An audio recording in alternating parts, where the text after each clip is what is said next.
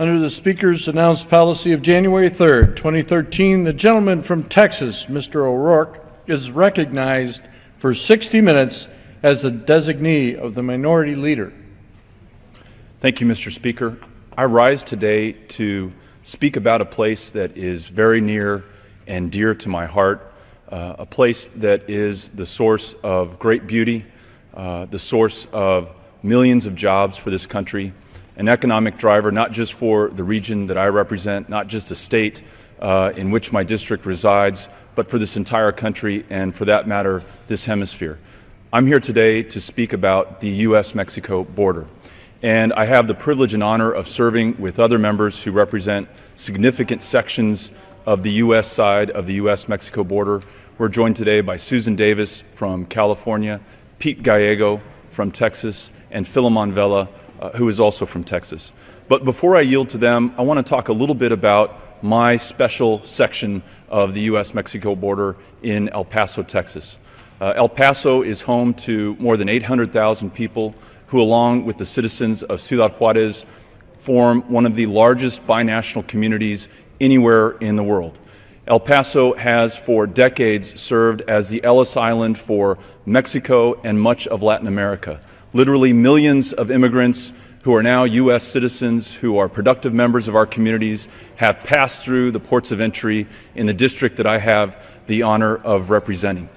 And beyond that, and beyond the human dimension of what the border produces, the beauty, the wonder, the creativity, the culture that develops from there, the border also is an important part of who we are as a country in our past. It's one of the most essential places anywhere in the United States today, as seen by the debate that is taking place in the Senate. And it is the future of this country, whether you look at it demographically, whether you look at it economically, whether you look at it culturally or by any other measure, the border is absolutely critical to the United States. I want to talk about a couple of aspects that help to define this critical place that the border holds for this country. And I thought I would start with trade. There are more than 6 million jobs here in the United States that are dependent on the trade that crosses our ports of entry at our southern land ports between the United States and Mexico. More than 100,000 of those jobs are in the district that I represent in El Paso, Texas. The state of Texas itself has 400,000 jobs that depend on this trade. More than $300 billion a year flow between our two countries. Mexico is the second largest export market for the United States. We are the largest export market for Mexico. And a critical aspect of the trade that comes into the United States from Mexico that's very important to remember is that, unlike any other trading partner that we have, more than 40% of the value of the trade that comes north from Mexico originated in the United States. So we are literally producing together even those things that are imported into the United States from Mexico. Again, Mexico is the source of jobs. It's the source of so many things that are positive to our economy, to our culture, and to our communities. And all of that comes to a head at the U.S.-Mexico border. Now, if you're listening to the debate that's taking place right now about comprehensive immigration reform and some of the provisions that have passed out of the Senate and some of the commentary that you read in the newspapers or the talking heads that you see on TV, you might not know that. You might instead see the U.S.-Mexico border as a source of anxiety, as a threat to this country's security and its future, as something to be feared, to be locked down, to be secured, and to be forgotten. We're here to tell you today that the facts and the truth and the reality could not be further from the current debate that you're hearing on the public airwaves today. In fact, the community I represent, El Paso, Texas, is the safest city in the United States, bar none. It was the safest city last year in the United States and the year before that. In fact, for the last 10 years, El Paso, Texas has been among the 5 safest cities anywhere in the United States. But El Paso is not alone for its security along the U.S.-Mexico border. San Diego is the second safest city in the United States. Laredo recently ranked as one of the top safest cities of any city in the United States. In fact, if you're on the U.S. side of the U.S.-Mexico border, chances are you're safer there than you could be anywhere else in the country. And these benefits do not just accrue to El Paso, to Texas, and to the borderlands. There are jobs, tens of thousands of jobs, hundreds of thousands of jobs in states throughout the country, billions of dollars of economic growth related to our trade with Mexico, not just in Texas, Arizona, New Mexico, and California, but Montana, Florida, Ohio, Indiana, Michigan. Again, it's important to emphasize that even that trade coming north from Mexico in many cases originated in these other states that are not border states. So one of the messages that we hope that carries from today is that regardless of whether you are in El Paso, Texas, and understand the border inherently, or if you're in Detroit, Michigan, you have a vested interest in a healthy border. A healthy border equals a healthy U.S. economy. That equals more jobs, more economic growth, and more positive factors for the U.S. going forward. So with that introduction of what it is that we hope to cover today, I now want to yield to Pete Gallego, who by land mass represents almost a quarter of the state of Texas, someone who has served in the state legislature, someone who lives and understands the border and can speak to the positive dynamics that we see there. I now yield to Pete Gallego such time as he may consume.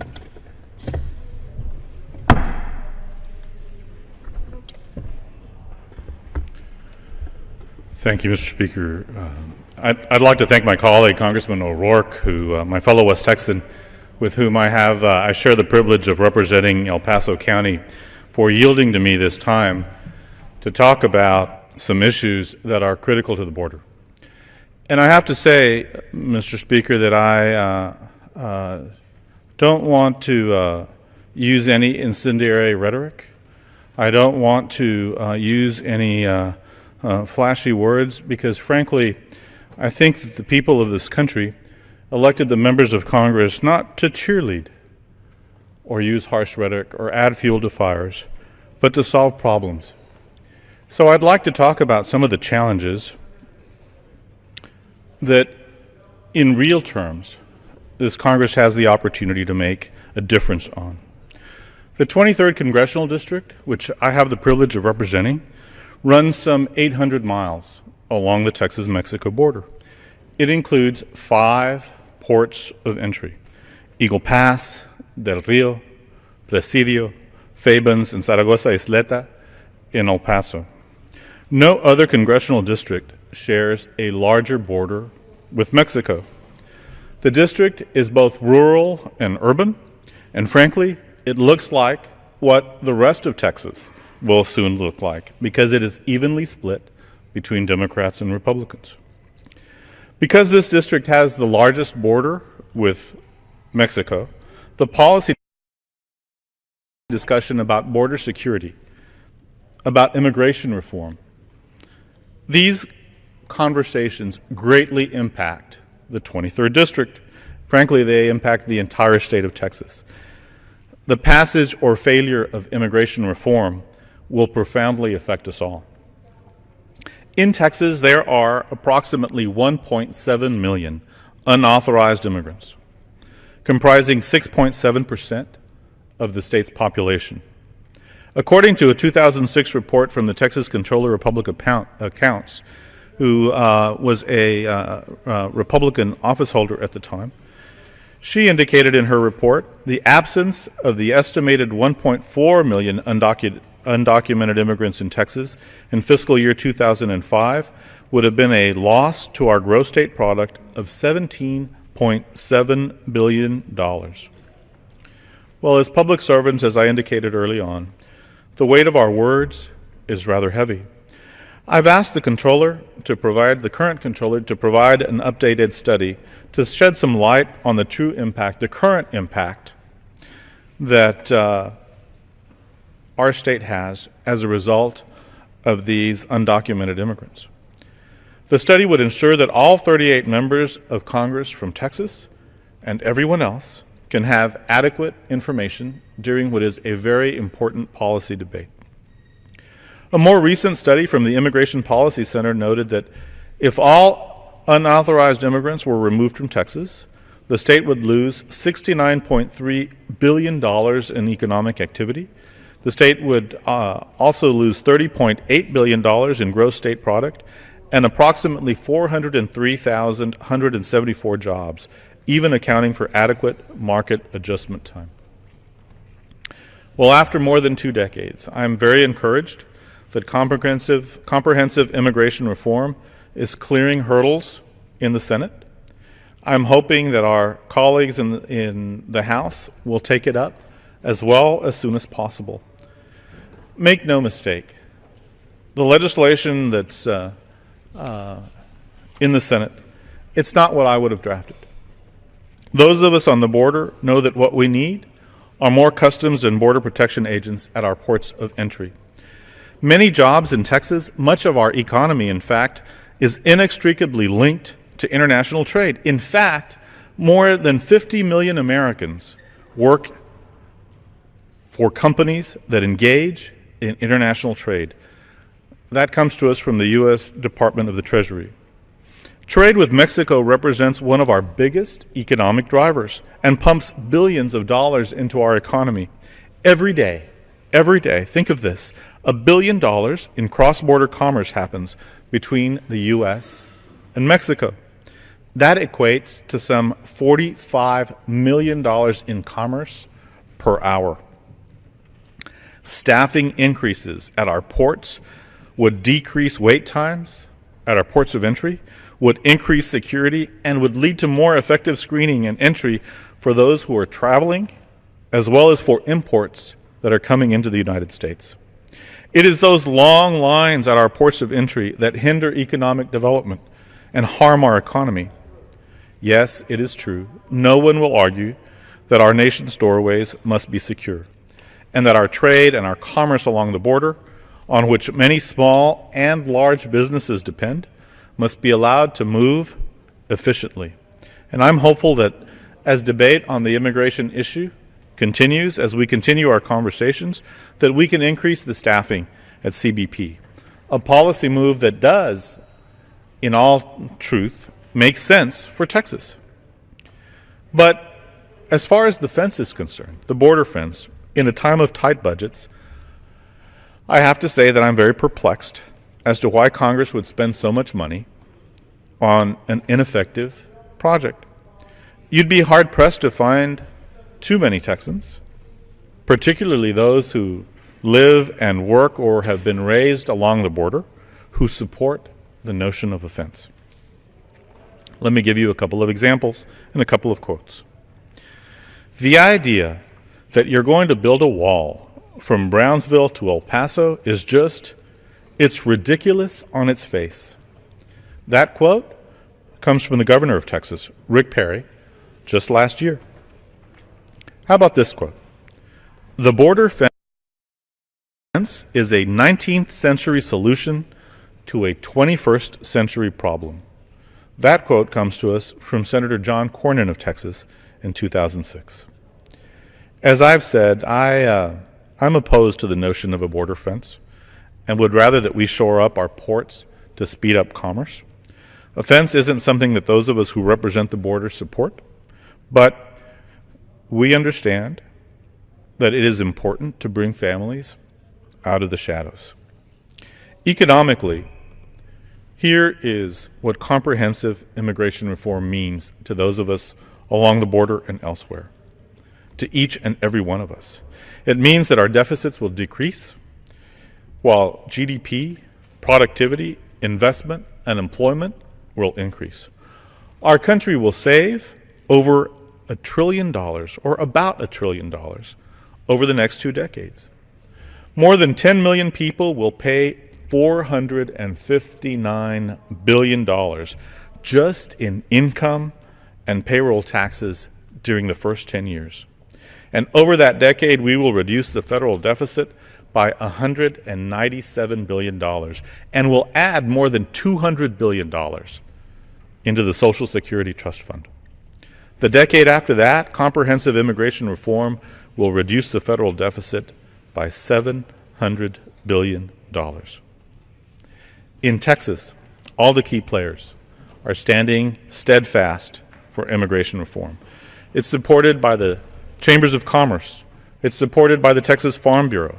It's supported by labor, and it's supported by public opinion in our state. because it makes economic sense. My paternal grandfather worked cattle and founded a small family restaurant that launched our family into the middle class. My maternal grandfather built fences across the hardscrabble landscape of far west Texas. And today, I have the privilege of representing the 23rd District in Congress. In this nation, our values teach us that families stick together and that hard work, not circumstances, should shape our future. It really is a country of opportunity. Our nation becomes stronger as more people pledge allegiance to our flag and commit themselves fully to our nation and to our economy. I'm hopeful that we can move quickly on this very important policy matter that greatly impacts not only the 23rd District, but the entire state of Texas and, frankly, our country as a whole. Immigration reform is right, the time is right, and Texans are counting on us. It is significant. If you've ever been in the Texas Capitol, years ago, our forefathers and foremothers who built that beautiful pink granite building faced the front door in a certain direction.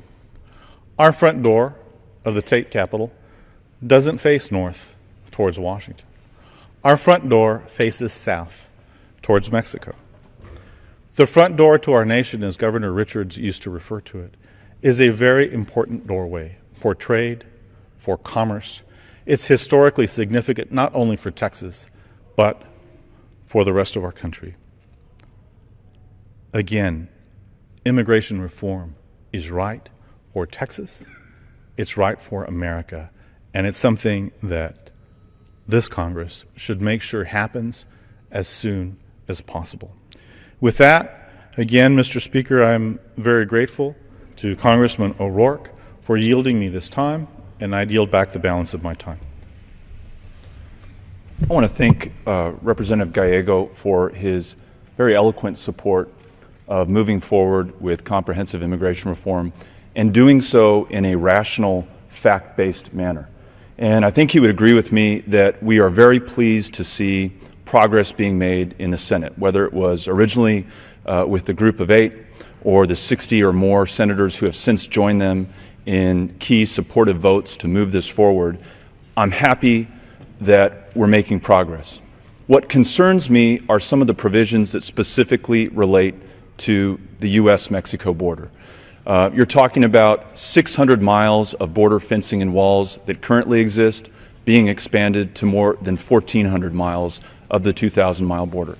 You're talking about a Border Patrol force that today is more than 20,000, which is more than double what it was in 2001, being doubled yet again to more than 40,000, and all this for the cost of upwards of $50 billion a year. And as Representative Gallego pointed out, this is at a time of tight budgets, of sequester, of record deficits and debt. We simply can't afford to move forward like this. But I will grant the proponents of these measures this. There's a certain crude logic to that. If you have a problem with immigration, if you have a problem with flows northward from Mexico and Latin America, then putting a wall in place, doubling the Border Patrol that's patrolling that line, there's a crude logic to it. And it's a solution, albeit a 19th century solution, as our senator said, to a problem. But it is a problem that, by all accounts, does not exist. Net migration from Mexico last year was 0. We had record southbound deportations, record low northbound apprehensions.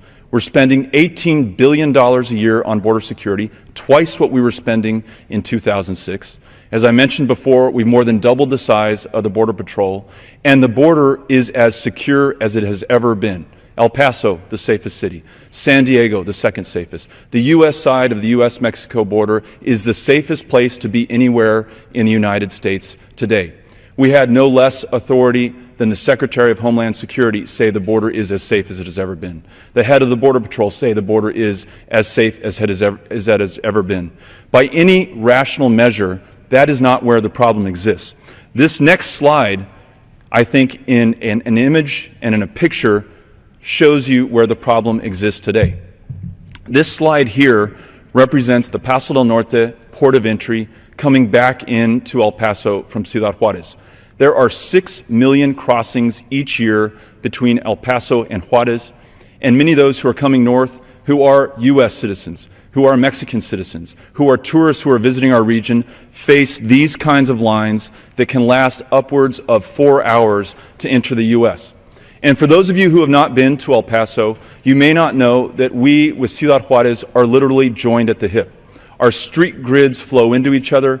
Our families live on both sides of the border. We may wake up in El Paso, do business in Juarez, and then come back at the end of the day, or vice versa.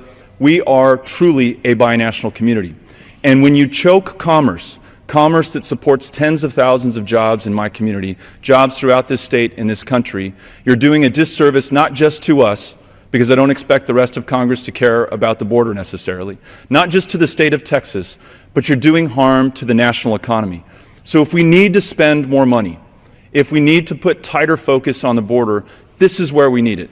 And instead of more Border Patrol agents, and those that we have are doing a remarkable job, and we stand fully behind them, and we want to make sure that we support them in their current objectives and that we can afford to pay them what they're owed, which, by the way, under the sequester, we're not doing today. Instead of taxing resources where we already have it covered, let's move those resources to our ports of entry and make sure that we have Customs and Border Protection officers who can speed the flow of legitimate travel, trade, and commerce through our ports of entry. That will create jobs not just for my district. That will improve the quality of life not just in El Paso and along the border, but it will be a net benefit to this country. It will be an investment that pays back many, many, many times over. And now to hear from somebody who also understands the U.S.-Mexico border quite well, who lives there, has his family there, has grown up there, and has done a remarkable job representing the interests of the U.S. border. I'd like to introduce and yield to Filemon Vela from Brownsville, Texas, such time as he may consume.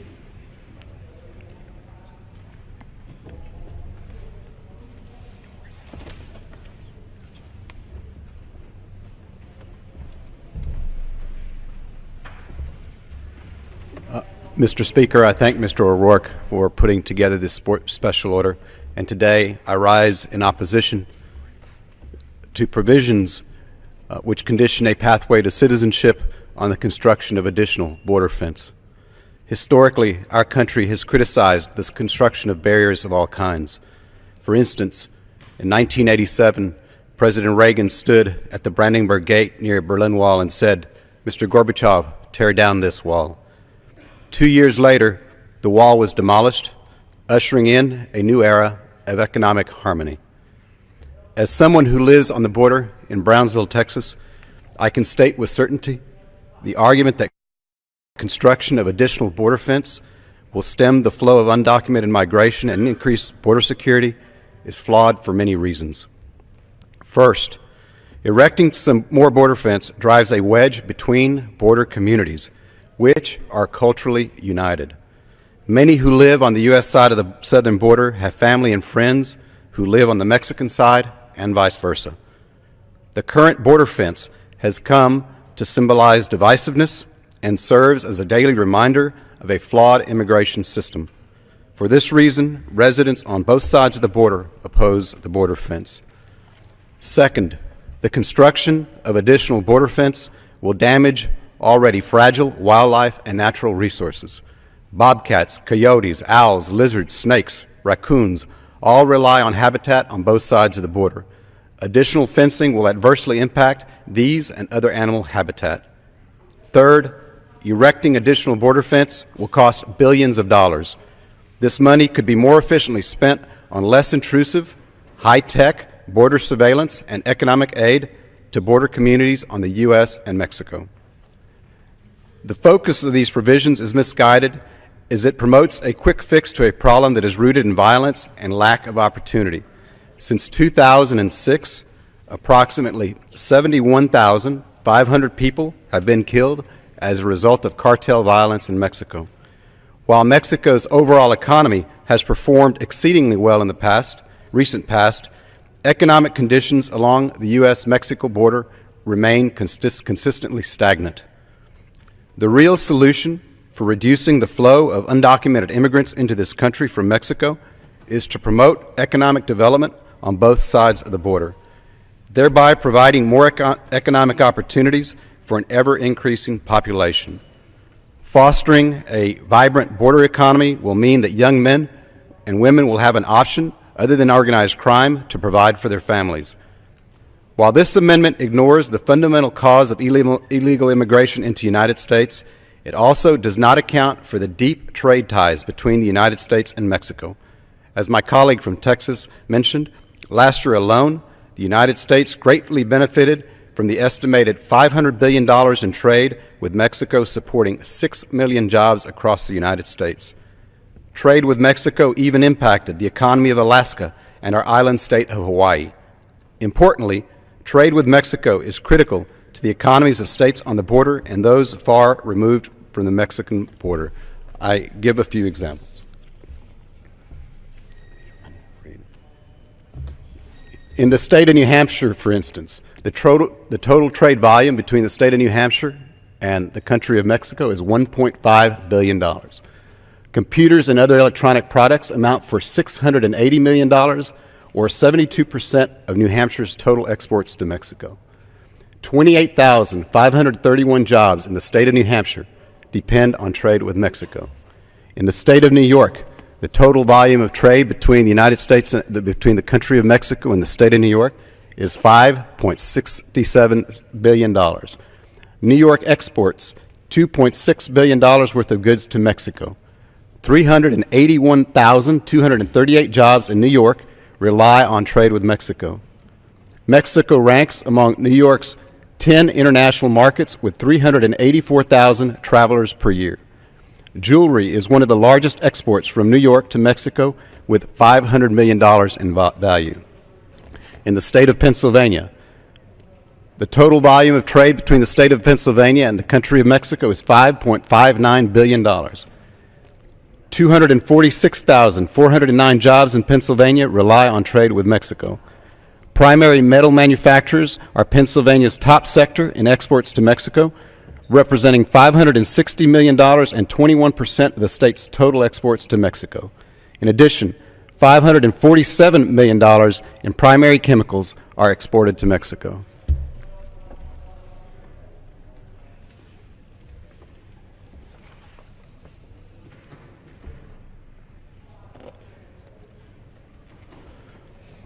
In the South, the state of Tennessee, the total trade volume between the state of Tennessee and the country of Mexico is $7.62 billion.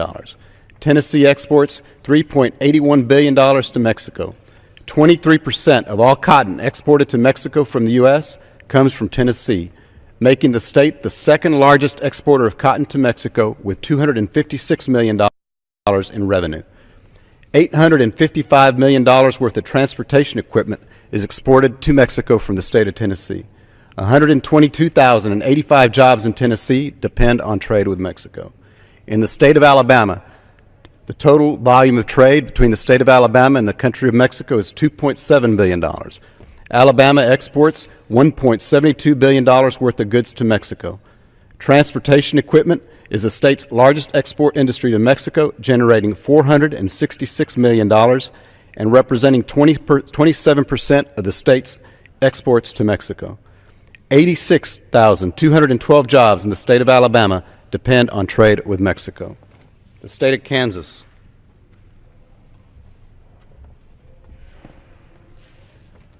The total trade volume between the state of Kansas and the country of Mexico is $2.38 billion. The state of Kansas exports $1.63 billion in products to Mexico. Crop production is Kansas's strongest industry in terms of exports to Mexico, accounting for $588 million in export revenue annually and 37% of total exports to Mexico. 11% of aerospace products exported from Kansas go to Mexico, and Mexico is the largest importer of corn and third largest importer of beef from the state of Kansas. 59,341 jobs in Kansas depend on trade with Mexico. Clearly, all states benefit greatly from trade with Mexico. Erecting more border fence would shield the robust economic relationship that our country and our states enjoy with that country. Rather than constructing new hurdles to trade with Mexico, we should be tearing down trade barriers in order to promote and strengthen our relationship with our neighbor country. Thank you, Mr. Speaker. I yield the rest of my time to Mr. O'Rourke. I want to thank my colleague from the Rio Grande Valley.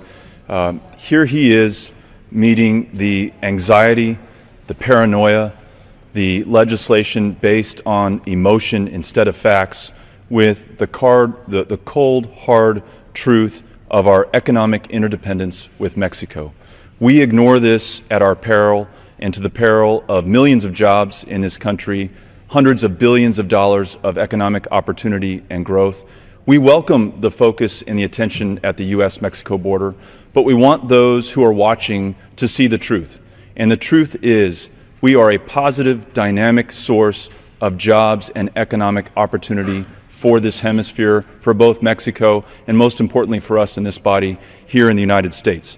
It is my feeling that the wall that exists today, the 600 miles of the 2,000 miles that join the United States and Mexico, the 600 miles of fencing today will soon be looked at by a majority of Americans in this country as something to be ashamed of, as folly that followed the paranoia and the anxiety that we have towards Mexico and the U.S.